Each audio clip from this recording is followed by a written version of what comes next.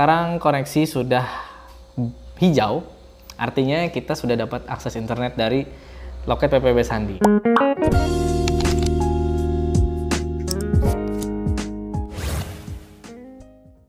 Halo YouTube, welcome back to my channel Bang Sandi TV. Ya, kalian sudah lihat kan, saat ini di atas meja sudah ada satu buah produk wireless and router N300 ya, yaitu dari Tenda dengan tipe N301.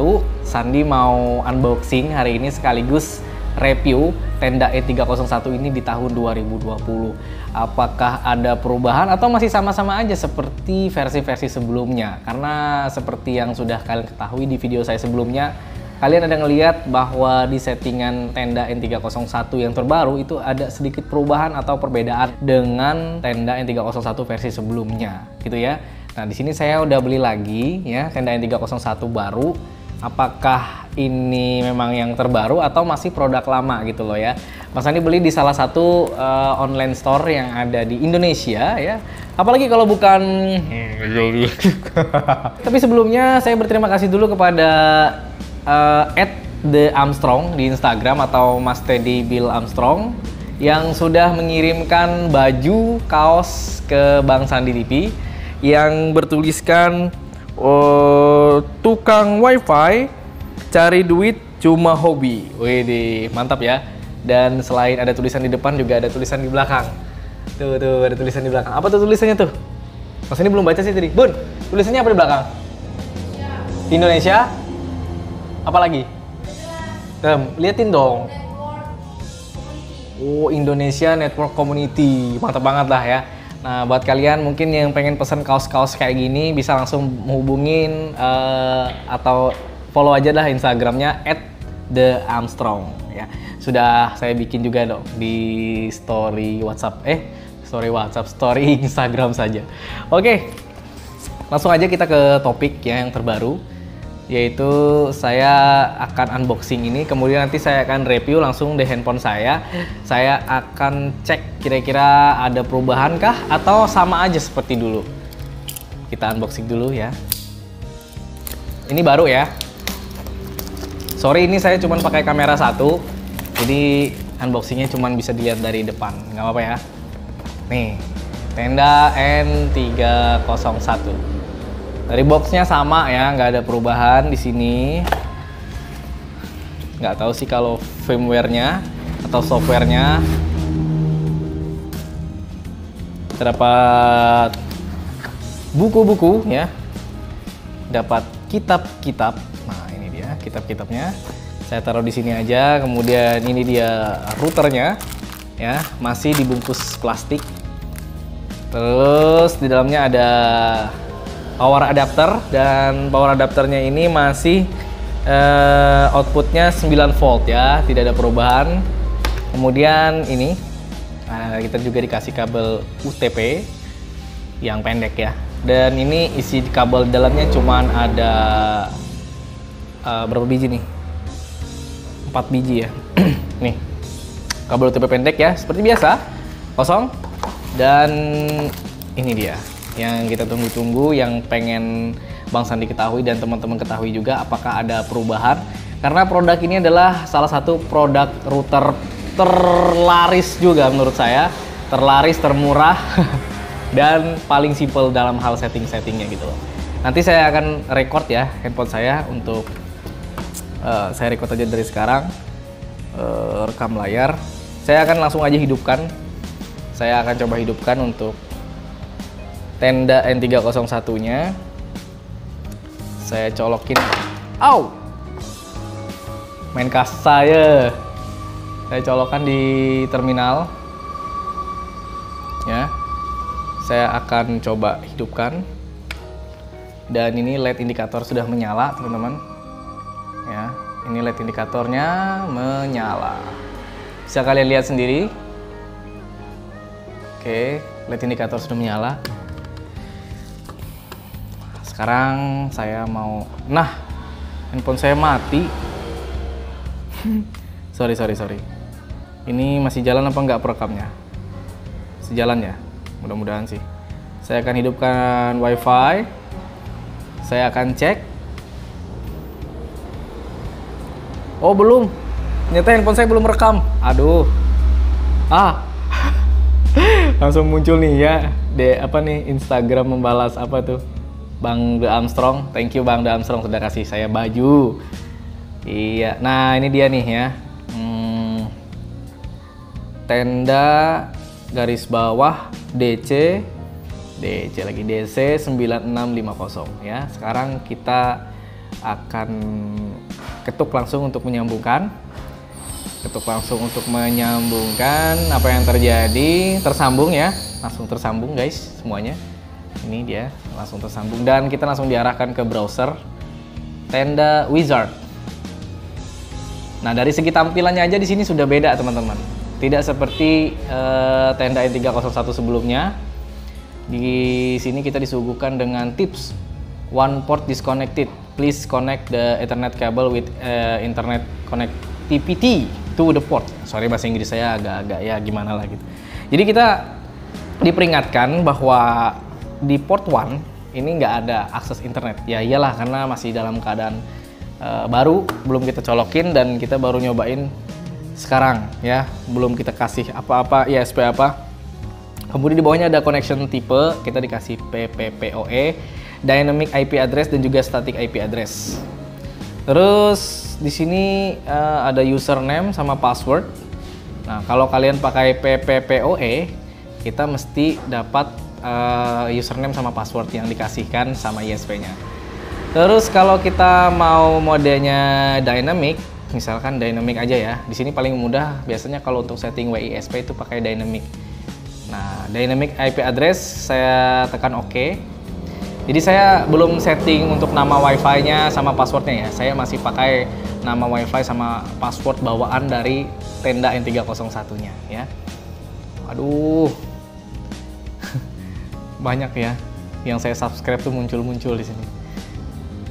Saya otomatis terkoneksi dengan WiFi saya, loket PPOB Sandi, dan ini nantinya akan menjadi ISP kita ya.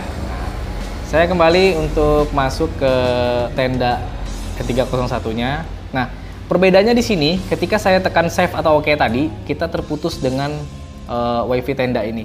Sedangkan di versi sebelumnya, kalau tidak salah, ketika kita tekan OK pun, kita tetap terhubung dengan WiFi ini, ya.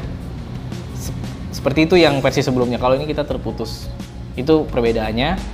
Nah, dan ketika kita koneksikan lagi, kita langsung tersambung tanpa diarahkan lagi ke halaman setting dari Tenda N301-nya. Sekarang saya mau buka Pramban lagi atau browser saya lagi. Kita ketikkan lagi alamat yang tadi ya, itu dia sudah alamatnya. Nah, tampilannya di sini tampilan terbaru sudah, teman-teman ya. Jadi internet connection tanda silang, artinya tidak ada koneksi internet dari one portnya ya. Tapi di sini kita akan coba untuk menggunakan mode WISP nanti. Tapi kita akan cek-cek dulu kira-kira ada apa aja sih menu-menu di sini. Kalian bisa lihat teman-teman, menunya ini berubah ya. Tampilannya berubah, lebih elegan dan lebih baru. Di status, kemudian di internet setting. Nah, di internet setting kita menemukan operating mode ya, atau mode operasinya. Kita mau modenya itu router, WISP, universal repeater atau access point. Kemudian internet connectionnya di bawah ada yang tadi PPPoE, dynamic IP address sama static ya. Oke, di situ ya. Kemudian kita coba di wireless setting. Di wireless setting seperti biasa nama WiFi, kemudian password, multi SSID. Jadi ini masih bisa multi SSID, artinya nama WiFi-nya bisa lebih dari satu ya. Terus WiFi schedule ada di sini ya untuk mengaktifkan jadwal. Untuk network mode di sini ada pilihan 11 BGN, 11 BG, 11G dan 11B. Seperti biasa. Kemudian wireless channel di sini ada auto dan channel-channel lainnya. Wireless bandwidth di sini ada 20, 40 sekian megahertz ya, ada dua macam. Kemudian ada menu anti interference ya, anti interference. Waduh, anti interference di sini itu kemarin memang berfungsi sih kayaknya ya. Soalnya dia, ya saya juga tidak tahu sih sistemnya itu seperti apa, tapi bagus, oke lah. Berarti ada tambahan sesuatu pada hardware-nya, bukan hanya software-nya ya. Terus teman-teman, kita kembali ke menu bandwidth control. Nah, kalau misalkan di tenda N301 versi lawas ya, versi yang sebelumnya, di situ ada wireless repeating ya kan, pilihannya di sini sudah nggak ada lagi, dia dialihkan ke internet setting. Kemudian di sini device yang terkoneksi ada satu, yaitu HP Realme 5 saya ini. Blacklist kosong masih karena belum ada yang di blacklist. Coba saya ganti nama. Oh, kayak gitu ya. Terus gimana nih cara kita untuk setting bandwidthnya? Gak ada kok pilihan setting bandwidth di sini. Apa kita harus gimana ya? Masih unlimited sih di sini ya. Mungkin kita mesti pakai Google Chrome kali ya, belum muncul ya. Tapi nanti kita akan coba. Kemudian ada parental control ya di sini untuk mengontrol device-device yang mungkin bisa terkoneksi pada router ini ya, pada WiFi ini, router ini yang 301 ini. Ini ada pilihannya juga, everyday atau mungkin hari apa. Setting below will apply to all managed device. Kalau kita mau manage tinggal kita tekan aja ini. Jadi handphone kita ini jadi di manage sama parental control. Tapi ini menu yang jarang sekali digunakan. Saya pun males untuk ngutak-atik ini. Menu kembali kita ke advance. Di sini ada MAC address filter, ada blacklist, whitelist, terus di sini juga ada DDNS. Ini bawaan pabrik, settingannya disable semua ya. Kemudian DMZ host disable juga di sini. UPnP di sini enable, ping 1 enable di sini. AP isolation di sini disable. Oke. Menunya masih hampir-hampir sama. Di administration kita bisa nemuin menu untuk gonta-ganti password dari adminnya ini ya, buat masuk ke sininya.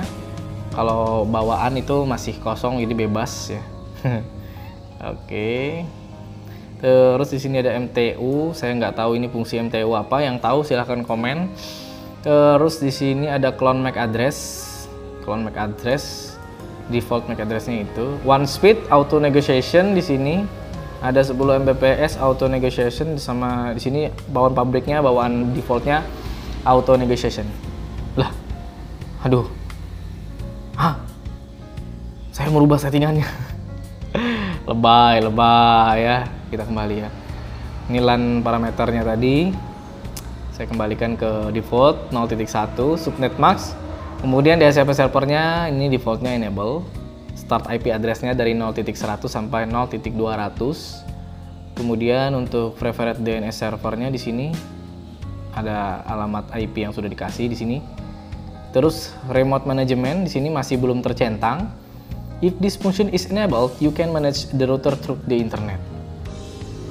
Katanya kayak gitu sih. Enak kan? Kemudian time zone-nya GMT+7 sudah benar. Device management, reboot, reset, backup, restore, export, local upgrade. Ada online upgrade. Wah, mantap. Kita nanti akan cek online upgrade ya. Kemudian ada sistem reboot schedule. Nah, sekarang sistem reboot schedule-nya sudah bisa diatur. Sedangkan untuk di tenda N301 versi sebelumnya, untuk rebootnya ini diotomatis pada kurang lebih kayak kalau nggak salah itu kalau nggak digunakan selama berapa jam, di jam berapa ya, jam 3 subuh kalau nggak salah, itu dia otomatis mati sendiri atau nge-restart sendiri ya, reboot. Oke, itu aja ternyata perubahannya. Sekarang saya mau buka ini melalui Google Chrome. Kenapa saya buka melalui Google Chrome? Karena di Google Chrome ini kita bisa mengakses secara full, setahu saya gitu ya. Maksudnya untuk bikin bandwidth control tadi ya, saya mau cek bandwidth control. Kok lambat? Ntar dulu, kok lambat? Internet setting masih, wireless setting, ya. Bandwidth control. Kok sama? Kok nggak bisa? Baik, coba saya sekarang alihkan ke situs desktop.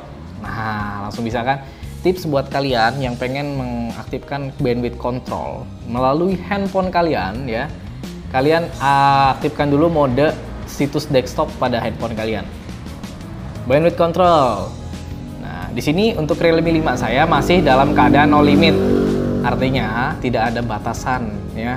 Jadi seberapa seberapa bandwidth yang didapat oleh router ini, ya saya dapat segitu. Nah, di sini kita bisa atur nih, kita tulis ya. Nah, di sini ada pilihan ya.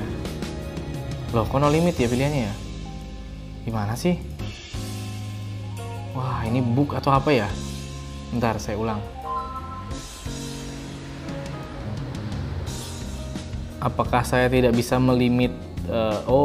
Mungkin gara-gara internetnya belum ada ya. Oke, kita akan coba untuk mendapatkan akses internet dulu. Kita pilih mode WISP. Nah, dia langsung scan di bawah, teman-teman, langsung scan di bawah.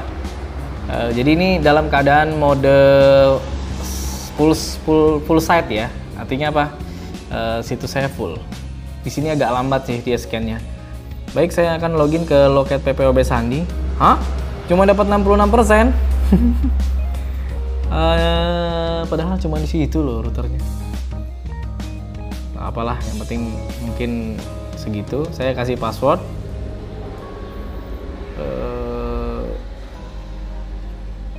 Sandi 1-24. Itu password dari loket PPOB Sandi dan dia reboot ya. Nah, di sini lampunya berkedip-kedip. Dia reboot atau restart ya. Nah, dia akan restart dan ini proses restart dia akan mengkoneksikan WiFi WISP mode WISP tadi ya. Bahasa saya seperti itu aja sih ya. Dia akan mengkoneksikan antena ini ke access point saya ya, ke router saya yaitu Totolink N300RH. Sorry, video ini mungkin agak sedikit lama karena sekalian kita review kemudian langsung uji coba juga sih fungsi atau tidak fitur-fitur yang ditawarkan sama Tenda N301 versi terbaru. Oh iya, tadi kita lupa untuk melihat versi dari firmware-nya itu apa. Firmware. Bercanda aja lupa. Oke, kembali kita akan koneksikan WiFi kita. Kayaknya akan terputus ini teman-teman. Nah, kan kita koneksikan lagi ke tenda DC9650. Apakah dia sudah tersambung dengan akses point saya yang loket PPOB Sandi? Oke, baik, di sini sudah tersambung. Kembali saya masuk ke Google Chrome. Saya malah masuk ke mercusuar. Baik, sekarang koneksi sudah hijau. Artinya kita sudah dapat akses internet dari loket PPOB Sandi. Kita bisa lihat di sini. Oke. Dan satu online device ya, yaitu handphone saya sendiri, Realme 5. Nah, tampilannya pun sudah mantep banget nih. Ya. Baik. Saya kembalikan aja deh ke nanti dulu ya. Ke bandwidth control. Kita akan coba. Di sini masih no limit dan masih saja no limit. Apakah harus menggunakan PC? Setahu saya sih tidak. Coba saya kasih nama Realme 5 Sandi gitu. Mana nih? Oke-nya di bawah ya. Oke. Coba saya tekan status. Saya klik online device. No limit ya. Apa kita harus masukkan secara manual? Misalkan di sini 100 kayak gitu ya. Oh, di sini dia ada pilihan no limit ya, tapi kita tulis sini saya kasih 100.00 Mbps, berarti dia isi aja dengan angka satuan ya. Kalau misalkan saya pengennya handphone saya ini cuman 1 MB, kecepatannya 1 Mbps, tinggal tekan angka 1 aja gitu ya. Nah, ya benar kan, angka 1 kan. Oke, untuk membuktikannya kita bisa membuka speed test. Apakah benar handphone saya ini hanya dapat di 1 Mbps setelah disetting. Ternyata harus diisi secara ini ya, secara manual dengan angka. Oke, ternyata benar. Saya tidak bisa melewati angka 1 Mbps, teman-teman, ya. Benar sekali, saya tidak bisa melewati angka. Nah, uploadnya saya masih bisa mendapatkan sekitar 7. Oh, berarti kita tadi cuman men-setting downloadnya saja ya. Oke, nggak apa-apa. Nanti kita akan pelajari lagi lebih lanjut. Ya, dia kembali ke mode. Aduh, kita harus bikin dia di situs desktop lagi ya teman-teman.